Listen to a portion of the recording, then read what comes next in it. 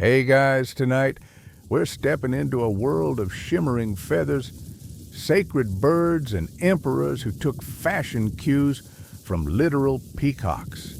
Yep, it's that kind of night. Forget Netflix. Imagine waking up in 9th century Constantinople where the imperial courtyard smells faintly of incense, rose water, and bird poop, but you know the glamorous kind. You're not just in the palace, you're in the middle of a bird pageant so ridiculous it makes Fashion Week look like a PTA meeting. So before you get comfortable, take a moment to like the video and subscribe, but only if you genuinely enjoy what I do here. And hey, I'd love to know where you listening from and what time is it where you are. Drop your city and local hour in the comments. Now dim the lights, maybe turn on a fan for that soft background hum, and let's ease into tonight's journey together.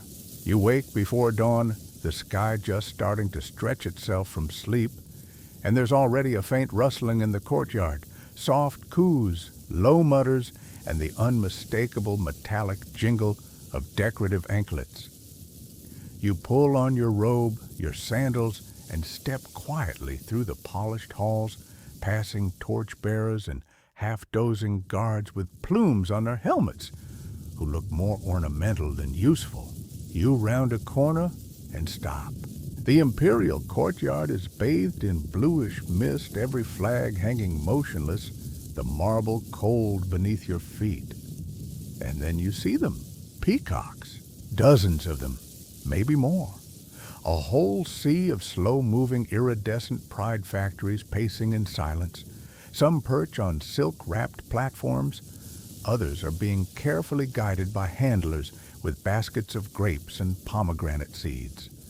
Their feathers shimmer in the first rays of light, blues and greens that shift with every breath of wind like living rainbows with serious attitude. You blink. One peacock blinks back. This isn't some backyard bird moment. These birds are majestic, regal, probably better dressed than you. The emperor hasn't even arrived yet. This is just the opening act. Suddenly, the horns blare. Not the kind that make you jump, but the slow, deep sort that ripple across the square like someone's playing the idea of power in a minor key. Everyone turns. The crowd parts like fabric. Here he comes. The emperor draped in golden robes, face serene, sandals clicking against the marble like he's walking on a divine xylophone. He doesn't look directly at the birds. He doesn't need to. They're part of the performance, and he's the headline act. But in truth, he wants them there, because this isn't just pageantry, it's power. Feathered, fabulous power. You shuffle to the side, barely breathing as the procession begins. The peacocks are guided slowly down a carpet of woven gold and crimson. Musicians play something slow and haunting. Choir boys hum under their breath. One noblewoman actually gasps loudly when a peacock flares its tail like it just remembered it was royalty. This is the Byzantine court, where everything means something. Every feather, every color, every movement is designed to send a message. The emperor doesn't just rule by sword and scroll, he rules by spectacle. And nothing says, "I'm chosen by heaven and you're not," quite like a perfectly trained peacock wearing tiny jewelry and gliding past you without so much as a squawk. Historians still debate how seriously these processions were taken by the people watching. Did the crowd feel awe, reverence, mild second-hand embarrassment, or were they simply stunned into silence by the sheer extra of it all? There's even an old rumor that one emperor judged court petitions by whether the peacocks seemed agitated when the petitioner spoke, which, if true, would make your entire legal defense rest on whether a bird had indigestion. You watch as a servant tosses seed in delicate arcs, drawing the birds into a perfect formation around the emperor. One peacock lets out a low honking call, less elegant, more barnyard diva, and another immediately flares its tail in return like it's challenging the acoustics. You chuckle softly. You're not supposed to, but come on. These birds have stage presence, and you start to understand it in a strange way. The peacocks aren't just here to look pretty. They're part of a bigger message, an ancient feathered metaphor. Immortality, majesty, rebirth, all the things an emperor wants to be associated with, but that humans can't quite embody, unless, apparently, they borrow the brand image of a bird that acts like it invented mirrors.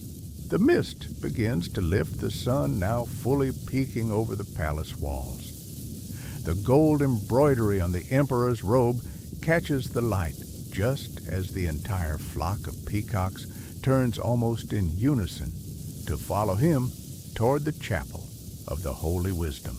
You follow two silently eyes on the feather's ears, filled with the quiet scrape of talons over tile. This isn't just a parade, it's a declaration. You've entered a world where theology, politics, and poultry blend into a surreal opera, and somehow it works. You trail behind the last peacock like an underdressed extra in a very fancy dream. The birds move slowly, deliberately, like they know they're being watched, like they've been practicing, which they kind of have. But more on that later. The chapel looms ahead, all domes and mosaic shimmer, with gold leaf icons glowing faintly in the morning light.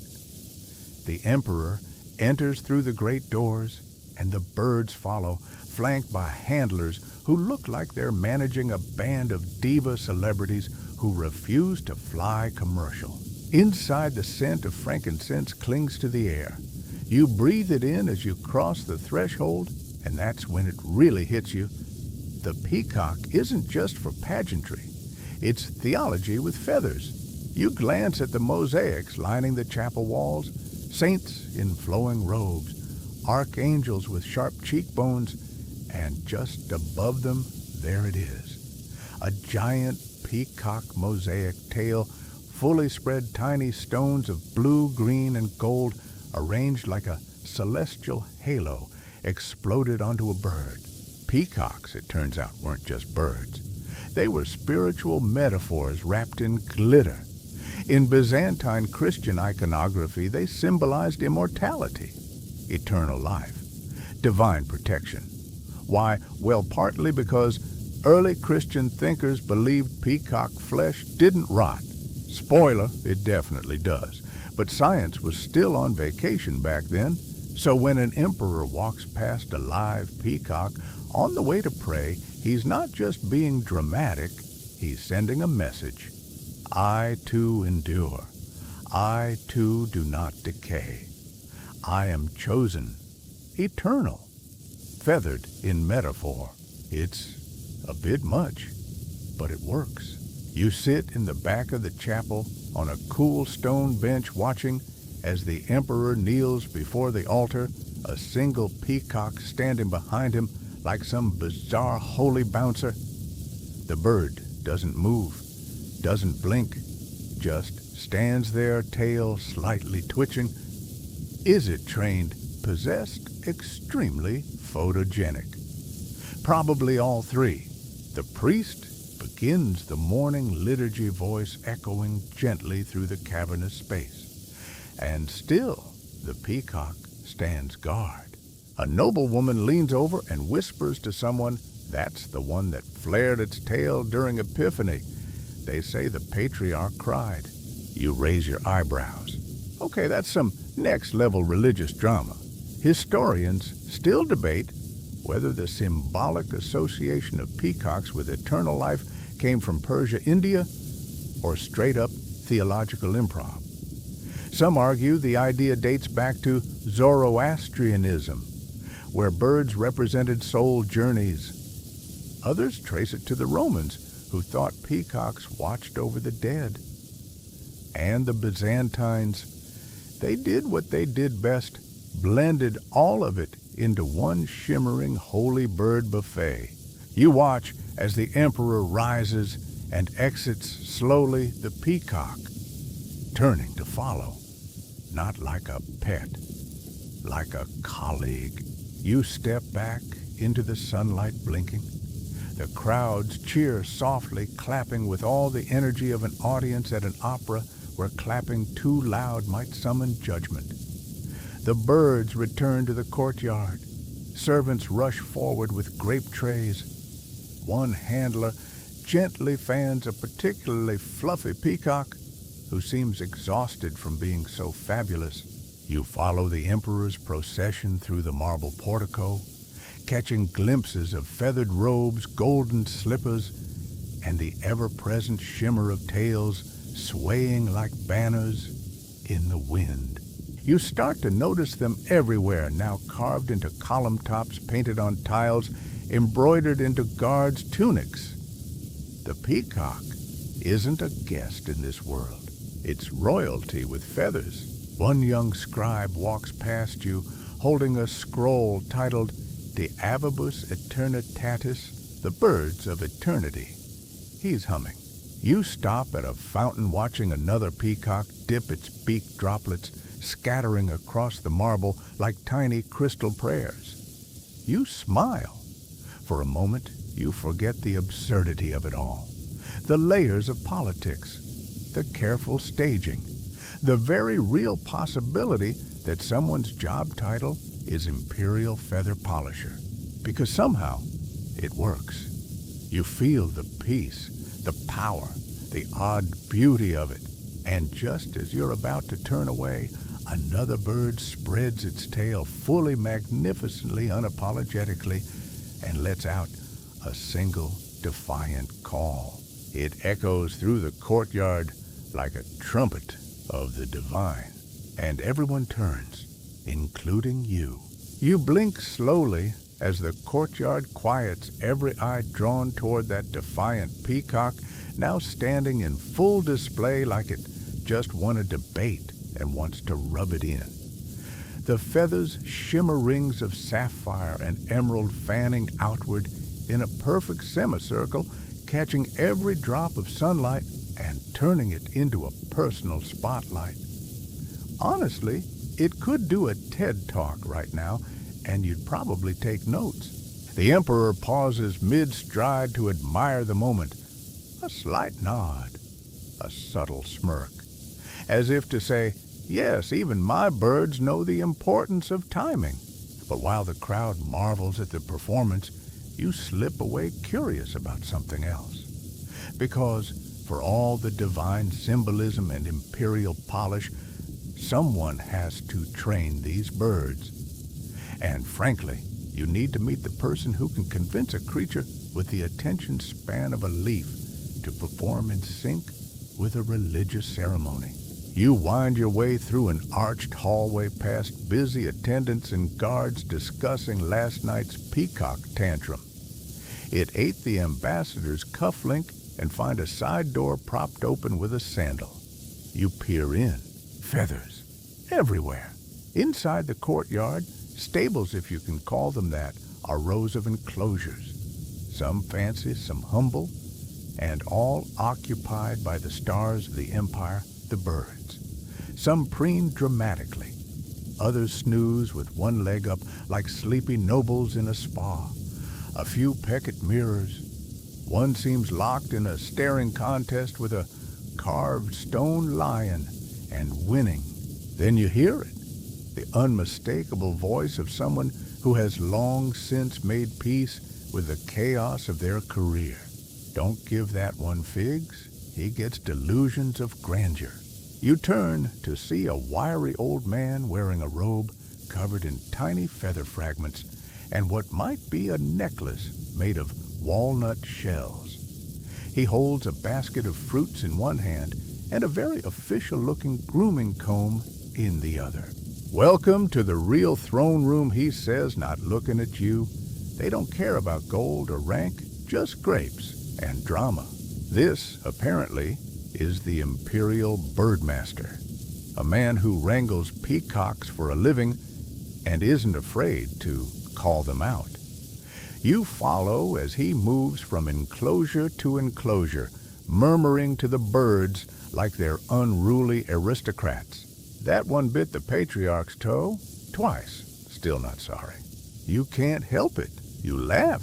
Turns out, training peacocks isn't about obedience. It's about bribery, rhythm, and patience. A lot of patience. The birds are lured with fruit, trained to associate sounds like hand claps or flute notes with tail displays, and rewarded for standing still, which, for a peacock, is like asking a toddler not to touch anything in a museum. One particular bird seems to be going through a mood. It paces dramatically in its enclosure, flicking its tail feathers like a fan and giving the birdmaster side eye worthy of an empress. His name is Heraclius, the man says. Refuses to walk unless someone sings. I swear, he thinks he's in a play. Historians still debate whether the peacocks used in Byzantine ceremonies were fully trained or simply tolerated into semi-cooperation. Some documents suggest they responded to flute tunes. Others claim handlers simply shoved them gently into formation with quiet desperation and snack bribes. The truth probably lies somewhere between music manipulation and mild panic. You notice a wooden chest tucked in the corner of the room. The birdmaster opens it carefully, revealing row after row of grooming tools, bone combs, little oil jars, tiny decorative feather clips. He holds one up, a minuscule gold clasp shaped like a leaf. For tail tips only, he says proudly. You blink. The birds have accessories. Oh yes. We have a feather dresser too. He works nights. Some birds don't like morning appointments. You try to imagine explaining that at your last job interview. There's something oddly beautiful about it all, the care, the absurdity, the affection. These birds are pampered, protected, and occasionally scolded like wayward princes. They live better than most of the empire. You watch as one bird, particularly regal, is gently brushed by an assistant in a silk cap. The peacock closes its eyes, lets out a sigh, and you swear for a moment it looks like it understands taxes, and you finally get it. The performance isn't just for the crowd. It's for the emperor, yes, but it's also for them. The birds, the handlers, the brushers, the flute players. A whole world of people and peacocks working together to keep a vision alive. One where heaven glitters a little more, where feathers mean faith, and where beauty, even if slightly ridiculous, still matters. You thank the birdmaster and step back into the corridor, head full of music, grapes, and gossip. And as you return to the outer courtyard, you pass Heraclius, now being led out for afternoon promenade, head high tail, shimmering eyes, locked ahead. A bird, a symbol, a diva. You step aside, as one should. You're barely out of the stables when something glints in the corner of your eye, something small, precise, and entirely unnecessary in the best possible way. A peacock struts past, followed by two handlers. But what catches your attention isn't its tail, it's its beak. Because this bird has a golden beak. Not just golden in color, actual gold. Etched, polished, and shining, like it has a personal sponsorship from the sun. You freeze. The handlers walk by casually as if it's no big deal that the bird they're guiding is essentially a walking treasure chest with a built-in alarm call. You follow at a discreet distance because, well, wouldn't you?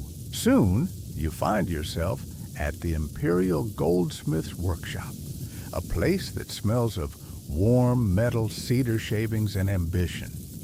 You peek in and find artisans hunched over tiny tools bent toward their work with the kind of intensity usually reserved for solving riddles or untying knots in necklace chains. In the center, an open box filled with bird-sized accessories, anklets made of emerald-studded wire, tiny cloaks of woven silver thread, a breastplate no bigger than your palm etched with the emperor's seal. You stare at it, it stares back. One of the artisans finally looks up. For the Thessaloniki procession, he says casually, like, "We're talking about decorating cupcakes and not bedazzling birds." You nod slowly, pretending to understand, while your brain quietly explodes. Turns out, when you're an emperor who wants the world to know your empire is not only powerful, but also fabulous, you don't just stop at architecture and weaponry. You lean into sparkle. And if your most sacred bird is going to strut around sacred spaces representing divine authority, then yes, it's only logical to give it a gilded anklet with ruby insets shaped like olives. You pick up a half-finished peacock crown. It's barely larger than a coin, yet adorned with miniature sapphires and gold wire coiled into spirals. It looks like something a fairy would wear to court and maybe throw at someone if the mood soured. Don't touch the tail rings one artisan warns without looking. They're aligned to moonlight. You immediately stop touching everything. Historians still debate whether these adornments were ceremonial, functional, or simply the result of a court that had too much time and gold. Some Byzantine texts mention peacocks gleaming like angels as they walked past the Holy Gate. Others hint that the jewelry was protective, blessed by priests, and meant to ward off evil spirits, jealous rivals, and presumably jealous pigeons. There's even a satirical poem from the period that describes a peacock wearing more treasure than a dowry bride and less modesty than a weather vane. The poet was never seen again. Probably pecked. You step into the back room where a tailor is fitting what can only be described as a bird cape, embroidered silk, stitched with threads of gold. It's designed to drape just behind the tail, highlighting the fan without hiding it. Function meets flair. Only for the lead bird, she says. He's partial to violet, hates blue. You nod solemnly. Of course, peacocks have preferences, royal ones especially. You're offered a warm drink and a seat, and as the workshop buzzes around you, you begin to realize just how deeply this whole empire has committed to the feathered aesthetic. These birds aren't just symbols anymore. They're VIPs, brand ambassadors, tiny glittering metaphors. It's not just about showing off wealth, it's about showing control over beauty, over nature, over the ridiculous. If the emperor can get a wild, screaming, pride-fueled bird to wear a ruby anklet without protest, surely he can govern the empire. That's the message. That's the show. You step out as the afternoon sun pours golden light over the stones, and there once again is Heraclius, the peacock diva, from earlier, clicking his beak, imperially strutting like the whole square is his personal runway. He's now wearing a bejeweled collar. You're not even surprised anymore. One noblewoman fans herself dramatically and says, "His jewels match the emperor's ring." It's intentional, symbolic. You ask what it symbolizes. She pauses. Cohesion, and then walks off. You laugh quietly because, sure, why not? Cohesion. Glory, brilliance, divine favor. Or maybe it's just an empire deciding that if you're going to bet on symbolism, you go all in, feather by feather, gem by gem, and you're here for all of it.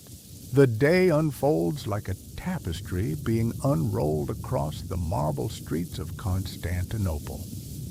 By mid-morning, the entire Augustan square is humming, buzzing with murmurs, echoing chants, and the distant squawk of at least one peacock having a strong opinion about punctuality. You're squeezed into the crowd elbow to elbow with noble scholars, spice vendors, and a baker's apprentice who keeps nervously adjusting his hat every time a feather floats by. The square itself is draped in color canopies of deep red and purple flutter. Between pillars, streamers coil from the upper balconies, and flower petals drift down like imperial confetti. Everything smells like incense, roasted almonds, and very expensive soap. Today is parade day. You didn't mean to be here this early, but rumor had it the emperor himself would lead the procession, and more importantly, the birds would be wearing new tail clips. And you, like any responsible citizen of a world ruled by visual metaphors and feathered allegory, showed up promptly. A trumpet call blares from somewhere near the chalky gate. You crane your neck just in time to see the first line of chanters sweeping into the square boys in white linen, their voices high and pure, harmonizing like human incense. Behind them, musicians play lyres and double flutes, weaving a melody that sounds like it came from a place where the clouds wear jewelry. And then, the peacocks. You see them before you see the emperor. Dozens of them fanned out like a walking painting, their tails moving like slow flames, their heads bobbing in regal rhythm.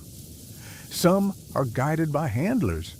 Others stroll completely untethered because when you're that pretty, apparently rules just don't apply. A few have gilded tassels hanging from their necks. One wears a cape so shiny it reflects the sky. The lead peacock, the one you now recognize as Heraclius, steps with calculated drama, pausing briefly on a golden platform so the light can catch just right. You feel something stir in your chest. Not reverence exactly, but delight. That mix of awe and absurdity that only happens when something is both deeply serious and entirely ridiculous. You nudge the baker's apprentice. He whispers, "I think I just saw one wink." Behind the birds, dancers twirl flowing silk sleeves, veils catching the wind, each movement echoing the shimmer of the peacock tails. The crowd claps in rhythm, hypnotized. Somewhere above, a dove takes off, presumably trying to break into the performance, but lacking the proper accessories. And finally, the emperor arrives, not walking, gliding, carried on a platform draped in gold-threaded silk, surrounded by guards in armor so polished they could double as signal mirrors. He raises a hand. The crowd bows like grass in wind. But even as the emperor enters, it's the birds who steal the show. They circle the square in a precise pattern, 3 loops around the central statue, then a slow procession toward the chapel gates. Historians still debate whether the birds were choreographed by handlers using signals or simply trained through repetition and some very persuasive fruit. What's clear is that the symbolism isn't accidental. The number of birds, 33 for each year of Christ's life. The pattern of their movement, a mirrored spiral, meant to invoke eternity. Even the music shifts as they pass, dipping from joyful to solemn to triumphant, as if the city itself is singing a hymn to its emperor's wisdom and a bird's ability to walk in a straight line. You glance around. People are watching in silence now, even the children. No one wants to miss it. And suddenly, it happens. The spread. On cue, every peacock halts and flares its tail. The square flashes with color and sound, feathers rustling like silk, being torn in slow motion, a wall of iridescent eyes unfolding into a halo around the emperor's platform. Gasps ripple like wind across the crowd. A woman near you bursts into tears. A man drops his bread. Even you feel something. It's hard to explain. It's just birds, after all. But here in the square, with gold above and marble below and 1,000 eyes turned skyward, it feels like the world just remembered it could be beautiful. The emperor bows his head slightly. A priest steps forward to bless the bird, sprinkling water from a golden shell. The peacocks, unfazed, blink slowly like they're used to having blessings thrown at them before lunch. You exhale. The music swells one last time, and the procession moves on toward the steps of the chapel, where the birds will wait while the emperor offers prayers. People begin to move again, talking, buzzing, comparing notes. You stand quietly watching the feathers disappear into the archway. And for a moment, you wonder if glory can be found in a tail, if faith can march on talons, if an empire can sing through the soft rustle of a parade that is both performance and prayer. Then maybe there's more magic in this world than anyone's willing to admit. Later that afternoon, long after the last tail feather vanishes through the chapel gates and the crowd has melted back into shop stalls and spice carts, you find yourself wandering through the shaded halls of the palace archives, partly for curiosity, partly to give your eyes a break from all the sparkle-induced squinting. You duck into a quiet alcove where the cool air smells of parchment candle wax and the faint, peppery trace of ink. A scribe nods politely without looking up, surrounded by towers of scrolls that seem like they're one sneeze away from collapse. You scan the labeled shelves, chronicles of Basil, the golden list of court ceremonies, bird injuries, non-fatal. And then something catches your eye, the visions of Constantine on the splendor of heaven and feather. You pull it down. The scroll is old, faded, fringed at the edges like it once had opinions about humidity. But the writing is clear. Constantine, the great first Christian emperor, recording his vision, one that supposedly marked the beginning of the peacock's rise from common garden bird to divine empire mascot. According to the text, during a sleepless night in the imperial gardens, Constantine claimed to see a glowing peacock bathed in moonlight. It did not flee. It bowed. And in that moment, he understood the message of eternity reflected in the eye of its tail. Poetic, yes. A little dramatic. Also, yes, was it just a dream plus indigestion from a suspicious goat stew? Possibly. But whatever the cause, that vision kicked off what you now recognize as a centuries-long imperial commitment to feather-forward faith.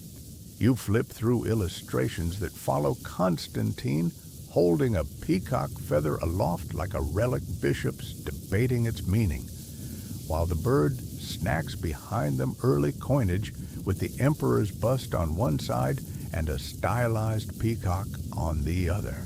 That last one is real. You've seen those coins, silver or bronze, with careful engravings of fan tails, often paired with crosses or stars. The message was clear. This is divine order. This is God's empire. Also, look at this fabulous bird. Historians still debate whether Constantine truly had the vision, or whether later chroniclers eager to give meaning to the bird obsession sweeping through the court, invented the tale after the fact. Some argue the imagery had pre-Christian roots. Others point to Constantine's desire to visually link himself with eternal rule, because what better mascot for that than a creature believed to never decay? And it's true. For centuries, people swore that peacock flesh did not rot. No one really wanted to test it, of course, but enough people believed it to elevate the bird into spiritual folklore. You suspect this rumor may have started with a particularly stubborn casserole. You close the scroll and move to a mural just outside the archive chamber. It's weathered, but clear enough to make out a scene: Constantine standing on a marble platform pointing toward heaven with one hand and toward a row of peacocks with the other. His expression, confident, the birds unbothered. You trace the outline of one painted tail feather. The blues have faded, but the intention is still there, beauty in the service of power. You remember what the old bird master said? They don't care about gold. They care about grapes and drama. And yet here they are, etched into the heart of an empire's most sacred stories. You wander through the hallway, noticing more signs of this feathered devotion. A vase painted with a peacock perching atop a cross. A tapestry showing one guiding an emperor through battle. Even a pair of golden sandals said to be made from leather dyed with crushed peacock feather pigment, because sometimes subtlety just isn't the vibe, and slowly it clicks. The peacock isn't just part of the empire. It is the empire, ornate, symbolic, and practical in all the ways that demand respect. It represents how Byzantium sees itself, chosen, eternal, beautiful, and entirely too complicated to explain in one sentence. You exit the archive, the sun now casting long shadows across the garden, and spot a peacock strolling casually along the colonnade. No handler, no platform, just pure strut. You follow. It leads you past the chapel, through a fragrant garden of rosemary and myrtle, and stops at a fountain shaped like a lion, spitting water into a bowl of marble fruit. The peacock drinks. You drink. And for a moment, you both exist on the same level. Two creatures moving through an empire of symbols, one guided by curiosity, the other by grapes. It finishes, its sip flutters its wings, and wanders off again. You stay seated by the fountain, the air warm against your cheeks, the scent of stone and basil lingering in your nose. Somewhere a bell rings. Somewhere else a choir begins to rehearse. And you sit in the silence that comes only after reading a story old enough to forget its own beginning, but memorable enough to carry its ending in feathers. You wake the next morning to the sound of sandals squeaking on polished marble and the soft clink of coins exchanging hands. That's never a casual sound in a palace. That's the sound of something important or shady, or both. You shuffle out into the corridor, rubbing sleep from your eyes, and follow the noise. It leads you into a long hallway lined with mosaic panels, each one so detailed it could probably file a tax return. One shows a battle, another a coronation. But the one being polished right now, a peacock. Of course, you're starting to think there isn't a square foot of this palace untouched by feathers. A servant bows as he brushes past, carrying a satchel filled with, yes, tiny coins, each one clinking like a metallic whisper. You lean over a scribe's shoulder and peek at what he's documenting. It's a new currency design. On one side, the emperor haloed holding a scepter. On the other, a peacock mid-strut surrounded by stars. You raise an eyebrow. The scribe shrugs. symbol of eternity and fashion. You take a closer look. The detail is astonishing. Each tail feather perfectly arched, each eye spot, staring into the void of your breakfastless soul. Even the feet are carved carefully, like the coin might be judged later by a committee of artistic birds. These coins aren't just legal tender, they're messages. Tiny propaganda flyers made of metal, and they're everywhere. Merchants pass them across silken counters. Priests tuck them into offering bowls. Even children play with the older ones, stacking little towers of imperial imagery, while their parents pretend not to care about the theology of their toy bricks. You find yourself drifting through the markets, your fingertips brushing silk gold-threaded prayer cloths, and yes, ceramic plates etched with peacocks. Every shop has one, some shaped like birds, others with actual feathers pressed into the glaze. One particularly aggressive-looking jug has a handle shaped like a peacock neck, complete with an expression that says, "You better be pouring something worthy." You stop at a stall selling painted tiles and pick one up. It's rough at the edges, clearly handmade, but the image, a peacock perched on a chapel dome tail swirling down the tile like water. You ask the vendor if it's a copy of a real mural. "Cappadocia," she says. "The monks there see them as angels." You nod slowly, tucking that away. Cappadocia land of cave churches and rock-cut monasteries. A place where holy men painted their faith onto stone walls like prayers you could live inside. And there, nestled between depictions of saints and biblical scenes, are peacocks perched above altars, dancing along arches, frozen in mosaics older than most languages. Historians still debate the intent behind these birdie intrusions. Were they heavenly messengers, guardians of the divine, fancy poultry caught in theological crossfire? The answer, like most Byzantine art, is probably yes, and also possibly a metaphor for bread. You pass a fountain where nobles gossip under parasols. One holds a fan shaped like a peacock tail. Another wears a brooch carved from lapis, studded with pearls in the unmistakable flare of plumage. Even the palace guards have new shields, circular with feather patterns etched around the rim like they're ready to deflect arrows and compliments. It's more than a theme at this point. It's a language. The peacock has become shorthand for the empire's dreams, its connection to eternity, its sense of beauty, its insistence that even the smallest object should shimmer with meaning.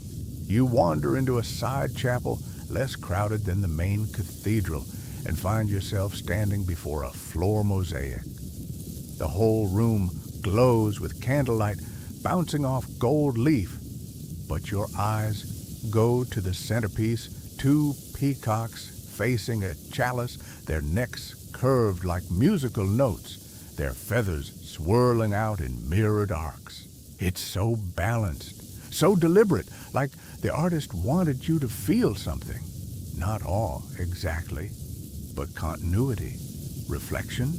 You kneel, running your fingers over the cool stone.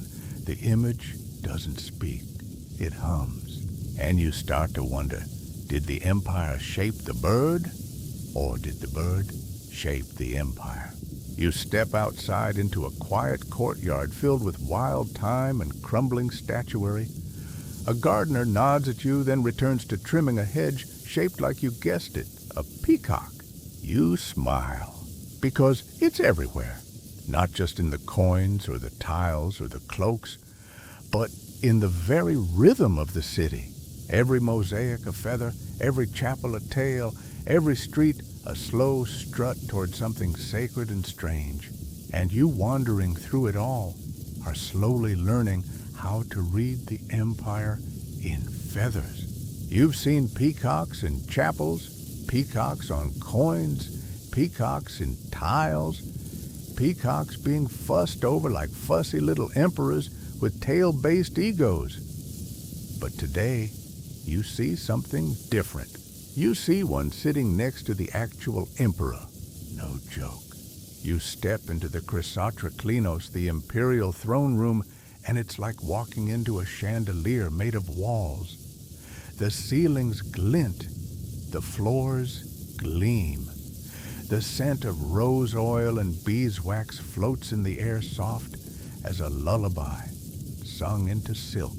And at the center of it all, on a marble platform raised just high enough to make your neck ache when you bow, sits the emperor in his golden robes. And to his right, perched on a miniature throne upholstered in crimson velvet, is a live peacock.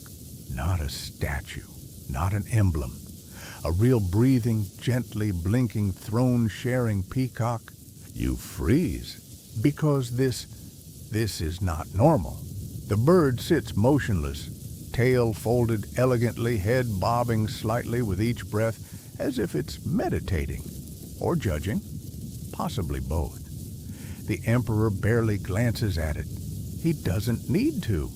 Its presence alone is an extension of his. You hear the murmurs ripple through the gathered nobles. Not panic, more like reverence, mixed with fear. Like the peacock might announce your annual taxes with a squawk, or raise a wing to veto your next promotion. Then something remarkable happens.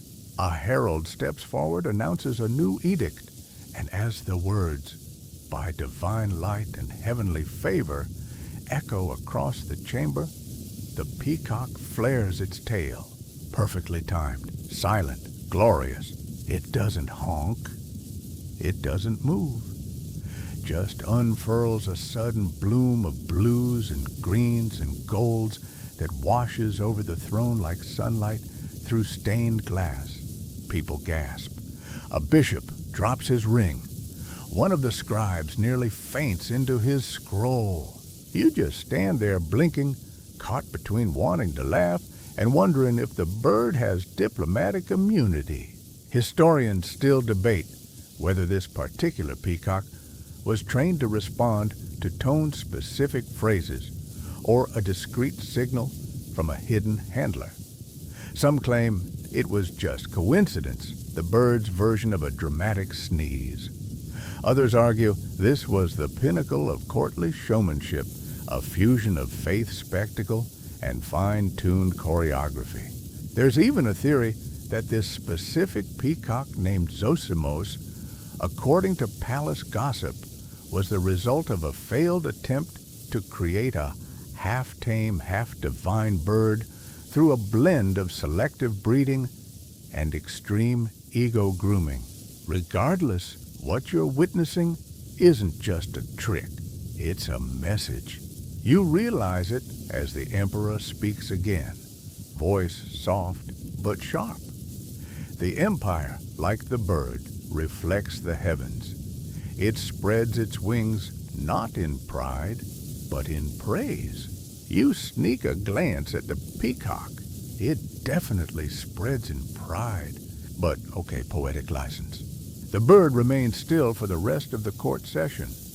Occasionally, it flicks its tail or shifts its weight like it's growing bored with politics. You start to imagine it filing complaints about the seating arrangement. But its impact is real. Every gesture from the emperor seems amplified by its silent presence. Every word sounds somehow more eternal. It's not just a bird, it's a punctuation mark. A living underline beneath a ruler trying to write himself into legend. And here's the wildest part, it works. You feel it. So do the others. Because Byzantium lives in these layers, these subtle blends of symbol and ceremony, where even a twitch of feathers can change the temperature in the room. After court adjourns, the emperor rises. Zosimos rises too. The bird jumps down from the platform with a surprising amount of grace and walks behind the emperor as he departs, tail slightly dragging behind like a train of living embroidery. You watch them disappear through the curtain, ruler and birdman and metaphor, moving as if they've done this 1,000 times. And maybe they have. You linger a little longer in the throne room. The guards begin to clear the space. Servants wipe smudges from the marble tiles.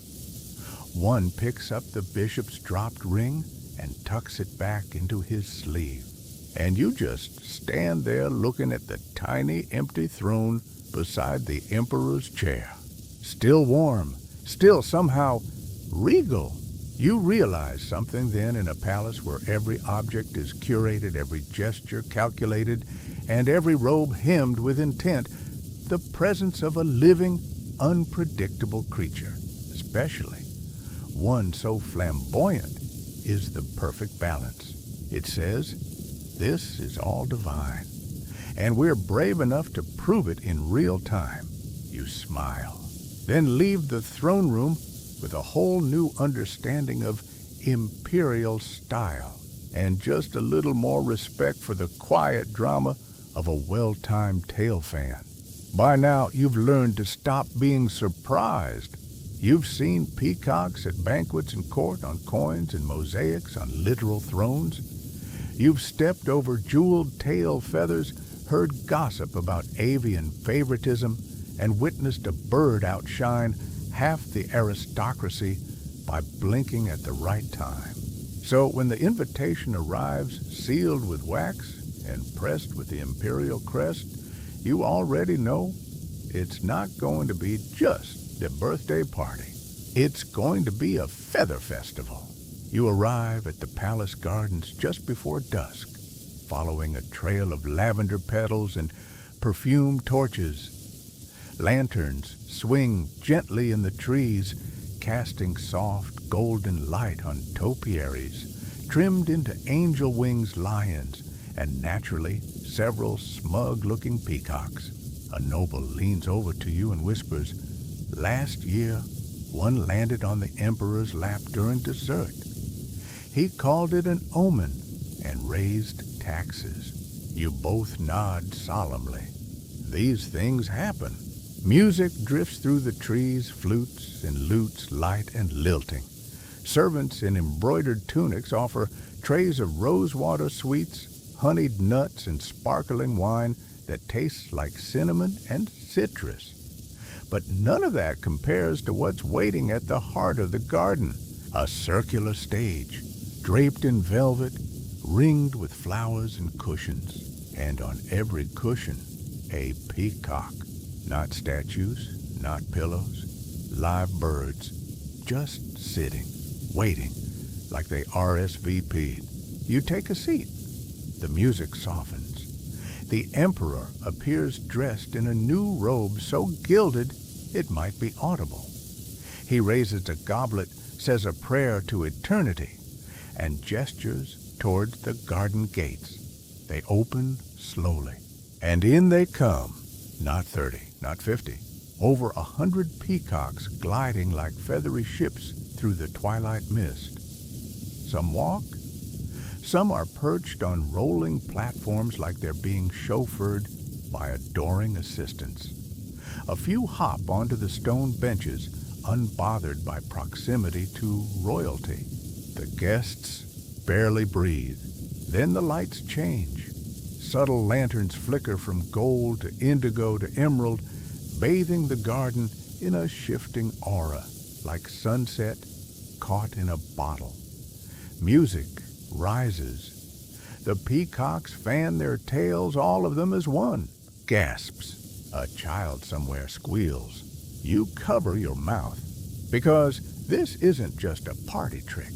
This is a ritual. Each peacock's movement is tracked, interpreted. The noble seated next to you unfurls a parchment titled The Feathered Omens, a guide to imperial interpretive observation.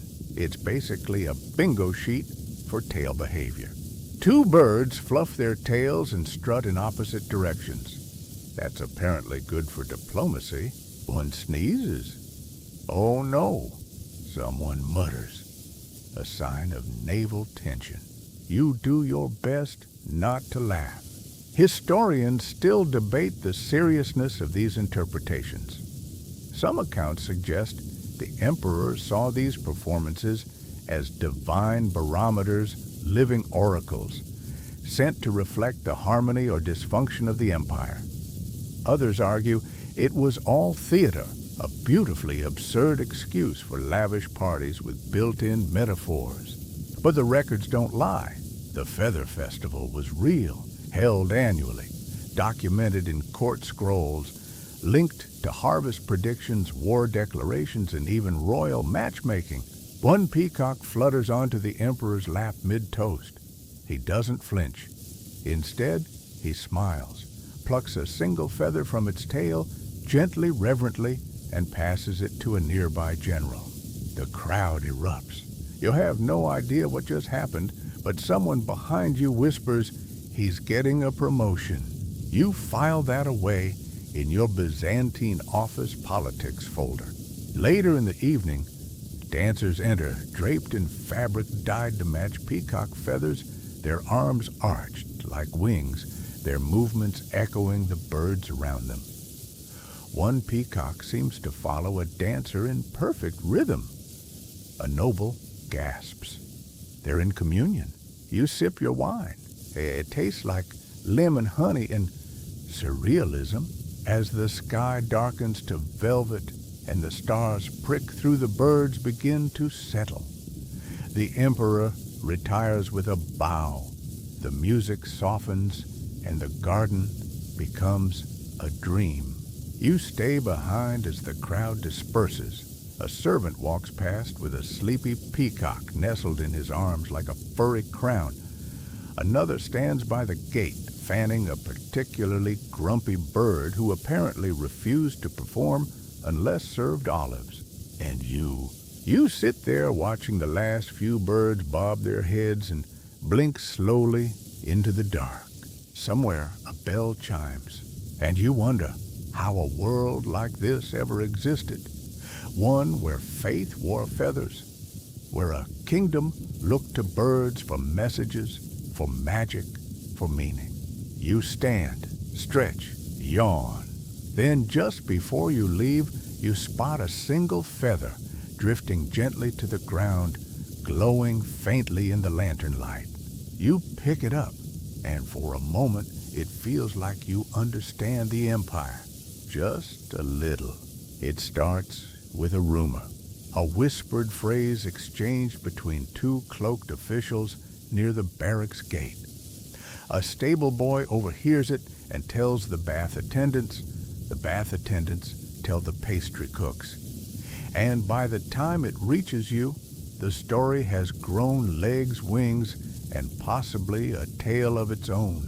The emperor's favorite peacock has been stolen. You blink. Not injured, not wandered off. Stolen by a general. You almost drop your fig pastry. They say it happened at night during a thunderstorm, because of course it did. The emperor was asleep.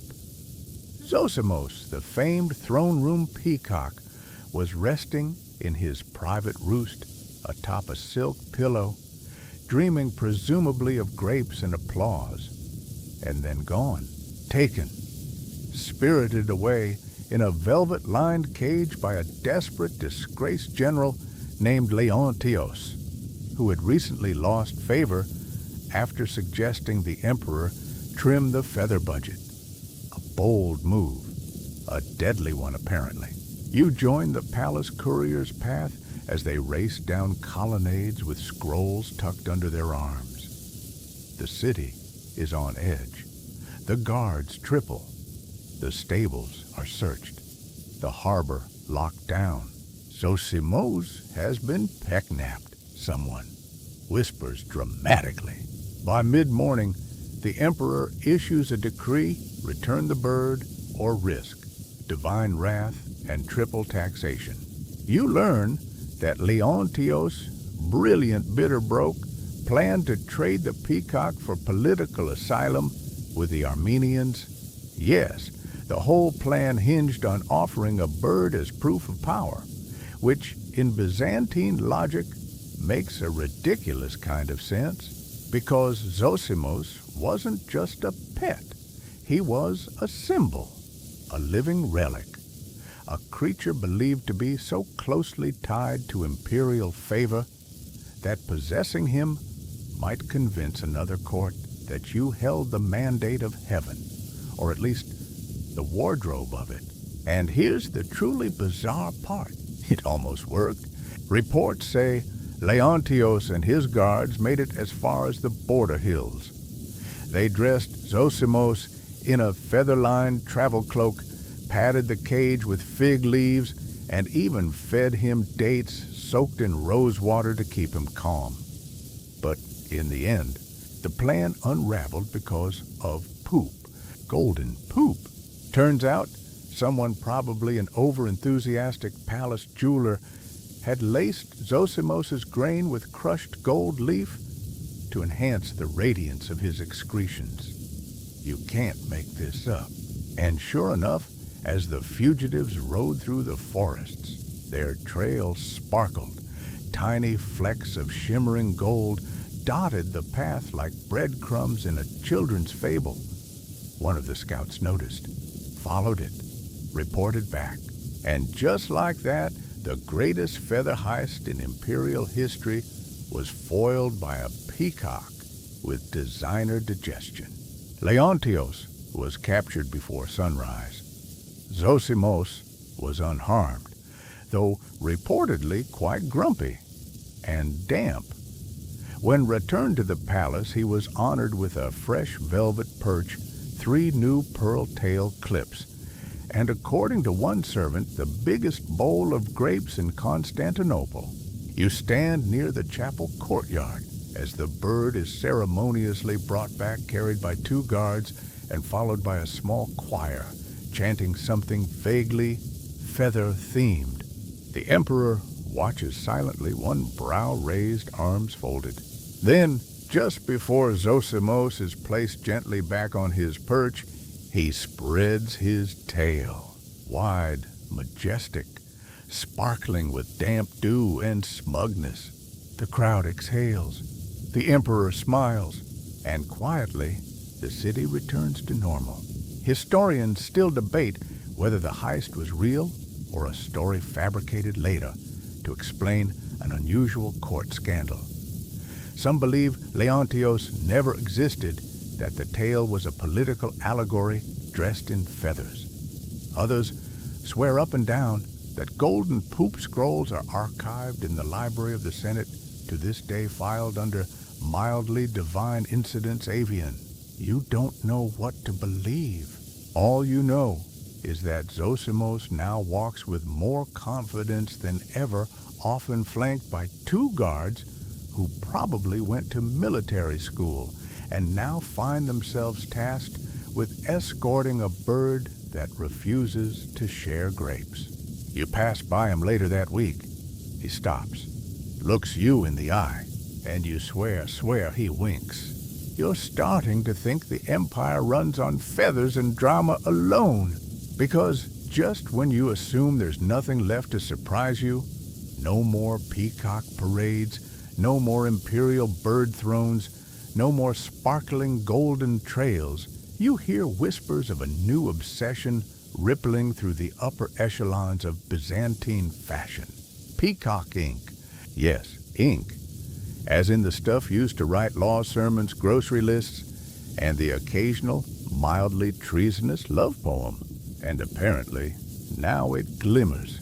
You head to the scriptorium, the palace's sacred little workshop, where monks and scribes labor over illuminated manuscripts under flickering oil lamps, their fingers stained with pigment, their eyes half ruined from years of squinting at God in gold leaf. The moment you step and your nose is assaulted by the scent of crushed minerals, vinegar-soaked parchment, and what can only be described as feather musk. A scribe looks up at you from behind a page dripping in color. Peacock ink, he says, before you even ask. Just started using it last week. You lean over and inspect the page, and there it is, letters that shimmer subtly when they catch the light. Not just gold or silver, leafing something deeper, cooler. Like the blue-green iridescence of a feather's edge had been somehow liquefied and poured into the alphabet. Crushed feather tips, the scribe explains, dabbing his quill, mixed with copper salt's fig sap and powdered sapphire if the budget allows. You blink. That's not ink. That's a cosmetic line for royalty. He holds up another scroll, this one detailing a sermon on divine order, and shows you how the holy verses glimmer like moonlight on water. See, the eye is drawn to truth, he says, gesturing to a peacock feather-shaped ornament at the margin. The emperor says it reflects heaven's echo. You wonder if the emperor sleeps in a feather-lined canopy and dreams in bird metaphors. Probably. Historians still debate whether peacock ink was used widely or only in elite ecclesiastical texts. Some argue it was too rare, too expensive for casual use.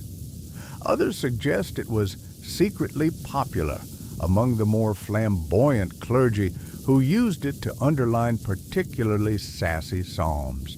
But here in the scriptorium, it's already spreading like gossip at a feather festival. You watch as another monk mixes a new batch. He works carefully, grinding the materials with a stone pestle, muttering prayers as he stirs.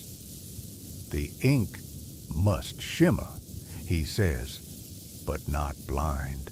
Words to live by. You peek at the table next to him. Stacks of texts are laid out, each one adorned with peacocks in different poses, some strutting, some bowing, one inexplicably juggling pomegranates. These are going to Alexandria, a scribe says proudly, to impress the scholars there. They think we just paint angels. You nod, of course, because nothing says diplomatic flex like mailing shimmering bird calligraphy across the Mediterranean. Later, you're invited to attend a scripture reading in the chapel. You expect incense velvet, the usual imperial flavor. But what you don't expect is that the scroll itself becomes the event. As the priest unrolls the parchment, the peacock ink gleams beneath the candlelight, an ethereal glow that shifts with every syllable. The letters dance. Not literally, you hope, but enough to make people lean in as if the page might reveal more if stared at hard enough. You glance at the faces around you, nobles, monks, even hardened soldiers, and every single one is mesmerized. And suddenly, you get it. The ink isn't just decoration. It's invitation to look closer, to read longer, to believe deeper. By wrapping holy truth in shimmer and shadow, the empire isn't cheapening the message, it's enchanting it, dignifying it, turning words into relics. You leave the chapel in silence, your mind still caught on those glowing verses, the way they curved, the way they felt. Outside, the sky is dark. A breeze rustles through the olive trees. Somewhere, a peacock calls into the night, not a shriek this time, but a soft chirr, like the hush of a turning page. You stop, pick up a fallen feather lying on the path. It's bent, frayed, unremarkable. But when you tilt it just right, it shimmers, and you think to yourself, maybe this empire isn't built on stone and law alone. Maybe it survives on beauty, on the echo of feathers, the glint of ink, the shimmer that turns words into something sacred. You're beginning to suspect there might be a secret department in the palace entirely devoted to new ways of making peacocks feel like celestial beings. And tonight's display confirms it. You're invited, well, more like swept into the great bath hall. Not for bathing, not this time. Tonight, it's been transformed into a stage, one filled with steam candles, harps, and something called the ceremony of the ever-rising tale. You take a seat on a marble bench, still warm from the afternoon sun, inhaling air thick with rosewater and something vaguely cinnamony. The pool in the center glows softly from hundreds of tiny floating oil lamps, their flames dancing like starlight caught in soup. Then, from the far archway, they enter. 4 attendants, barefoot and solemn, each holding a golden pole from which hangs a kind of shimmering curtain, and behind that curtain, a peacock, draped in silk so sheer it looks like moonlight, crowned, not metaphorically, with a delicate circlet of sapphires and tiny bells. You resist the urge to clap, mostly because no one else is clapping. This is serious business. The emperor appears naturally, barefoot, robes floating like he's walking on incense smoke.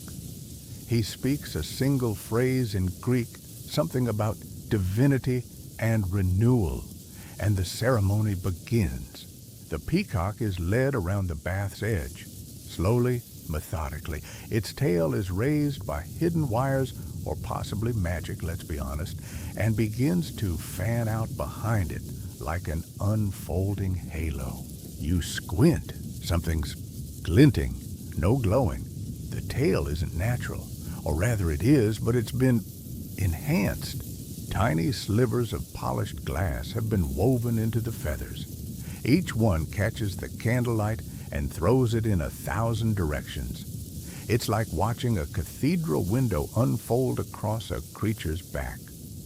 You try to count the reflections. You lose track at 700. A chant rises low, steady, wordless, just vibration, like the sound of wind through pine trees in slow motion. And then the tail reaches full extension. You're not sure if you're supposed to feel awe or guilt, or just the overwhelming urge to moisturize. All you know is that the entire room is now reflecting in that fan of living jewels. The emperor places a single coin at the bird's feet, a new one, freshly minted. The design, a peacock, its tail, full, its head, turned slightly, just like this moment. Historians still debate the purpose of the ceremony of the ever-rising tail. Some say it was symbolic of spring rebirth and the emperor's everlasting vision. Others believe it was invented entirely to outshine the Persian ambassador's falcon show. But one thing is clear, this wasn't just a performance. It was a reminder of how far the empire would go to stage eternity, of how spectacle, when done well, doesn't distract from meaning, it becomes the meaning. You glance at the faces around you. One old senator is crying softly. A young scribe keeps muttering, "This changes everything." A general half-drunk on ritual wine whispers, "That bird has better posture than I do." You believe him. When the ceremony ends, the lights dim. The chant fades. The attendants lead the peacock away with reverent steps, bells chiming so faintly you wonder if you imagined them. You linger, watching the ripples in the water, the scattered light patterns flickering across the dome above. And you think this wasn't just about a bird. It was about belief. Belief that beauty matters, that repetition is sacred, that even a peacock's tail raised under torchlight can point toward something eternal. You stand, leave the bath hall in silence, your sandals whispering against marble. Outside, the sky has turned to navy velvet. A cool breeze brushes your face. Somewhere in the distance, a peacock lets out one of those delightfully awkward shrieks. It breaks the solemnity. You laugh, and that too feels holy. The first thing you notice when you wake the next morning is the silence, not the peaceful kind, the unnerving kind. No gossip echoing through the halls, no feather-footed servants chattering about how Lady Theodora's pet monkey escaped again, no distant honking from the imperial aviary, just stillness. You pull on your robe and wander through the palace corridors, half expecting to stumble upon a royal nap-in. Instead, you find a cluster of palace guards posted around the Hall of Records, looking tense and very much not asleep. One of them whispers to another, "It was last night, a break-in." Your ears perk up. You step closer. A young scribe emerges from the chamber, pale as parchment, clutching a bundle of documents like they might explode if handled incorrectly. And you hear it. The Peacock scroll is missing. Now, you didn't know there was a Peacock scroll, but honestly, you're not surprised. You follow the trail of chaos into the hall itself. The usually serene space is in disarray. Scroll racks, tipped dust motes, dancing through shafts of light, a lone feather floating to the ground like it's trying to look innocent. An archivist wrings his hands. Gone. The prophecy, the sacred one, the scroll of plumes. You blink. Wait, there's a prophecy. Apparently, yes. A scroll inked in peacock pigment centuries ago, said to hold predictions for the empire's fate, encoded in metaphor color and suspiciously poetic references to tail feather patterns. It was read only by emperors and their spiritual advisors. And now, stolen. You're ushered out as guards seal the chamber. Someone's already sketching wanted posters featuring a shadowy figure holding a scroll and possibly wearing too many rings. Later that day, while wandering the upper gardens trying to clear your head, you overhear two noblewomen sipping mint wine and discussing the theft. Word is, the scroll says, Byzantium will fall when the peacock no longer struts at dawn. Darling Byzantium will fall when we stop gossiping. Still, you feel the tension in the air. The emperor doesn't appear for his evening address. Zosimos is placed under double guard. Even the peacocks in the outer courtyard seem quieter. That night, you're invited to a private gathering in the imperial library, a hush-hush velvet curtain sort of thing, where cloaks are long, voices low, and everyone pretends not to know each other. At the center of it all sits an elderly mystic beard, like unraveling parchment eyes, clouded with what might be wisdom or just irritation. He speaks slowly, rhythmically, quoting what he claims to be fragments from the lost scroll. When tail meets shadow and wings fan flame, the empire's crown shall pass without a name. People nod solemnly. You write it down mostly because it sounds awesome. Do we think it's literal, someone asks. The mystic shrugs. It's Byzantium. Everything's literal and a metaphor. Historians still debate whether the Peacock scroll truly existed or was simply an elegant hoax passed down to justify political decisions. Some say it was a forgery created by monks bored with hymns. Others swear a fragment of it was found in a Turkish cave etched into alabaster and guarded by an unusually aggressive owl. But whether it existed or not, now it has power. Because the moment something vanishes, especially something dramatic, shiny, and sacred, it becomes a legend. And in Byzantium, legends aren't just remembered, they're scheduled.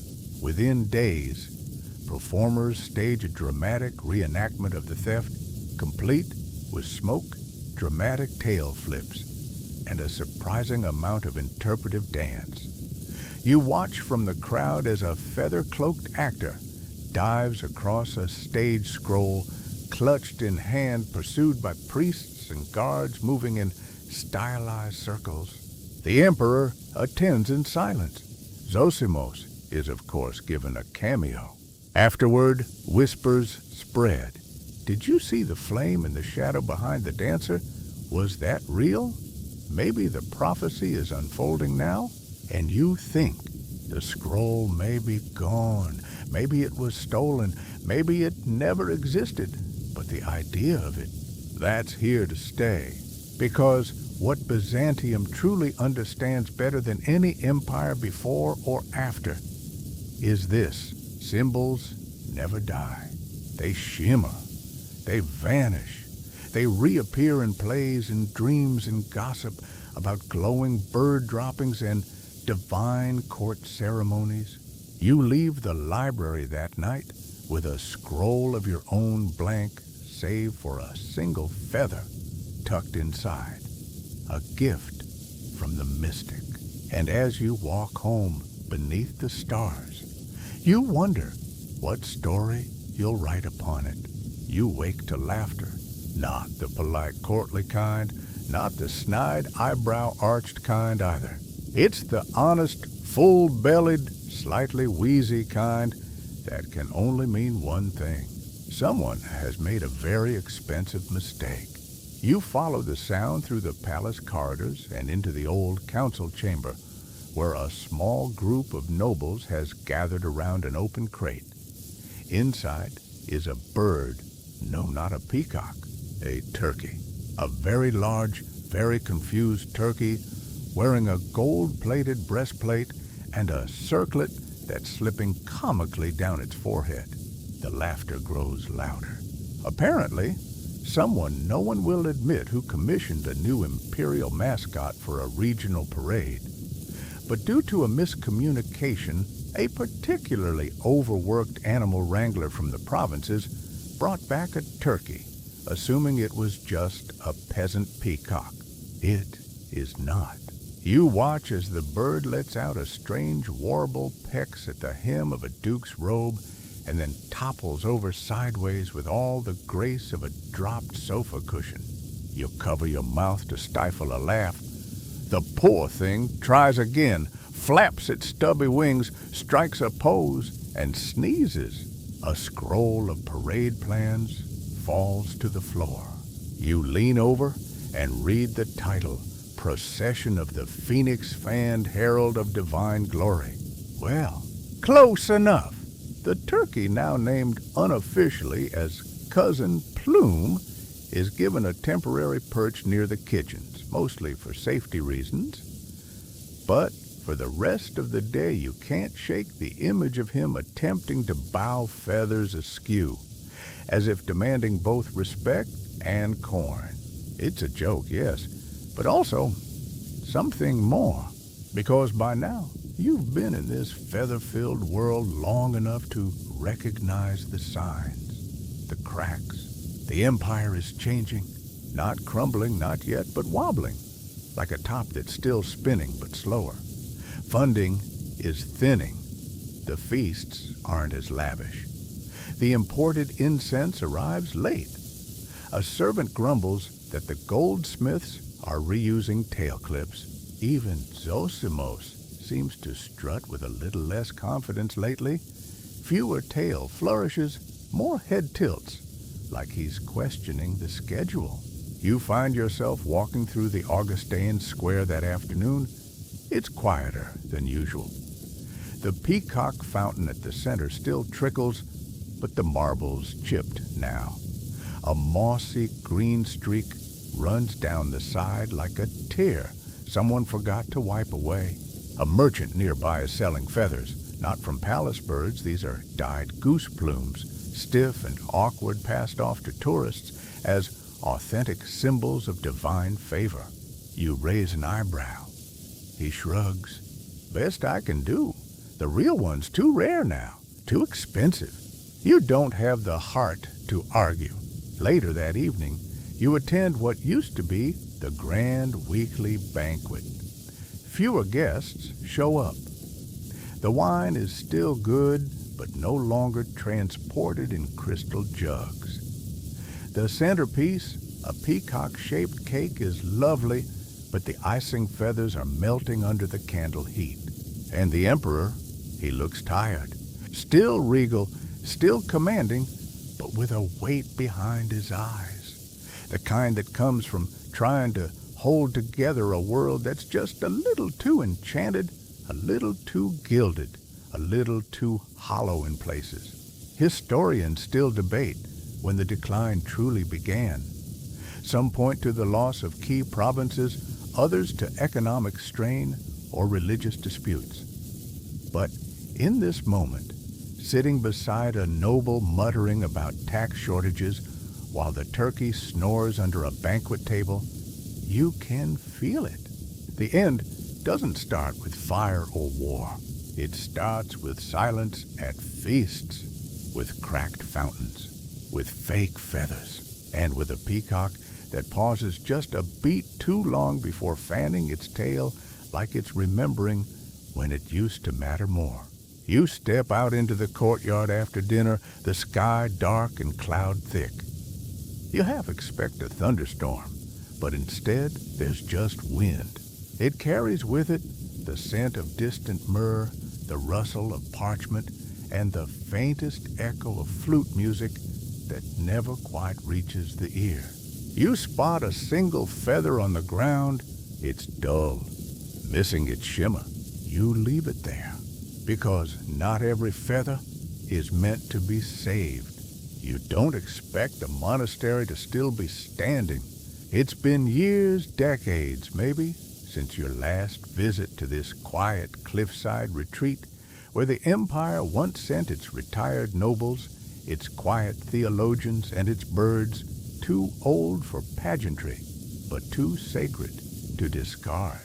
You hike the winding trail up the hill, sandals slipping on loose stones, breath curling in the morning air. The wind whistles through ancient cypress trees, and every so often you pass a carved stone marker, faded with time, but still bearing faint outlines of feathered tails. The entrance gate creaks as you push it open. Inside the courtyard is hushed. No parade, no torches, no trumpets or velvet or cakes shaped like birds, just stone, moss, and silence. You walk past cracked fountains, through arched colonnades, past monks moving quietly in pairs. Their robes are worn, their sandals patched. One glances at you and nods just once, like you've been expected, but only vaguely remembered. And then you see it. Along the far wall of the chapel, under layers of soot behind curling ivy and the crumbling edges of fresco, there it is, a mosaic, faded, fragmented, forgotten, but unmistakable. A peacock, its tail spread, head tilted, wings tucked neatly in as though waiting patiently to be noticed again. The tesserae shimmer faintly where sunlight catches on them, small bits of turquoise and gold catching the day like fragments of dream. You step closer, fingers grazing the worn tiles. There's no plaque, no story, no whispered explanation. Just this stubborn little image of a bird that once ruled a world of velvet and oil lamps and prophecy, a symbol of glory, now quietly waiting for someone to look up.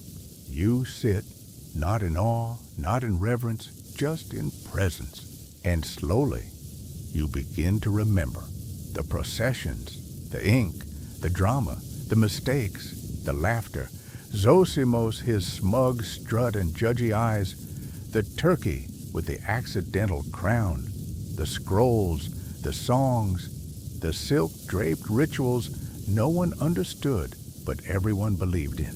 You close your eyes and listen. There's no chant, no music, just bird song somewhere far off threading through the trees. And it's enough. Historians still debate what Byzantium really stood for. Was it theology wealth? A desperate attempt to preserve Rome in feathers and gold. But sitting here now, you know the answer isn't in records or coins or even those sacred scrolls. It's here in the act of remembering, in a quiet breath, in a broken wall, in a bird made of stone and shimmer, watching time unfold with patient eyes. You rise, brushing dust from your robe. One of the monks passes by and hands you a small feather, painted, not real. A token, he says, of what once was. You thank him. As you walk down the trail, the wind picks up again. Cypress trees lean and whisper. Clouds drift like forgotten dreams. And just before you turn the final corner, you look back at the monastery one last time. High on the chapel's tower, perched like a guardian carved by memory itself, sits a single peacock stone, now not flesh, but noble just the same. You smile and keep walking. The empire may have faded, but its shimmer lingers in feathers, in stories. In you, the sky darkens gently now, as if the heavens themselves are dimming their lanterns just for you. You lie back, the weight of history humming softly behind your eyes. Byzantium has gone quiet, not lost, just sleeping somewhere beneath layers of dust and memory and time. The parades are over. The feathers have fallen, but the shimmer still flickers behind your eyelids. Let it stay. Let your breath slow, matching the rise and fall of that distant sea wind that once carried sacred chants across the Augustine square. Let your fingers uncurl, releasing every echo of courtly laughter, every glint of peacock ink, every soft chime of tail bells in moonlight. You are safe now. The empire does not ask for your loyalty or your gold or even your gaze. Only this, to remember the beauty of the absurd, the sacred strangeness of belief, the fragile echo of wings rising in twilight. And as you drift, the last sounds you hear are soft feathers brushing velvet, footsteps over mosaic, and a lullaby sung not in words, but in shimmer. Good night.